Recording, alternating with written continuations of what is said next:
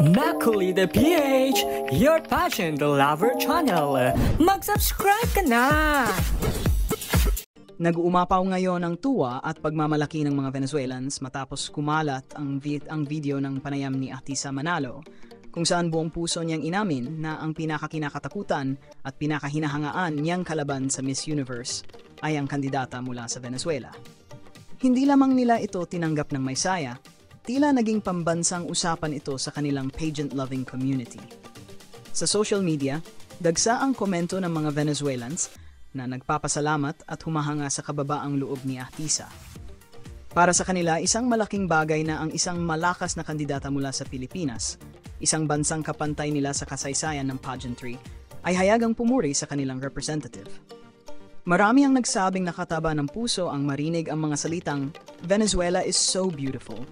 She looks like a doll," mula mismo sa isang heavy favorite tulad ni Atisa. May ibang netizens pa na nagpost na ang ganitong klase ng respeto at sportsmanship ay isang tunay na beauty queen si Atisa. Ipinagdiriwang nila ang sincerity nito. At marami ang nagsabing nagkaroon sila ng mas malalim na appreciation sa kanya bilang kandidata. Hindi lang bilang possible Miss Universe winner, kundi bilang isang mabuting tao. Sa Venezuela, mabilis na kumalat ang mga clip sa Twitter at TikTok na may caption na nagpapakitang "Gracias Filipinas" at "Respeto mutuo, amor por la belleza." Para sa kanila, ang pahayag ni Atisa ay hindi lamang papuri.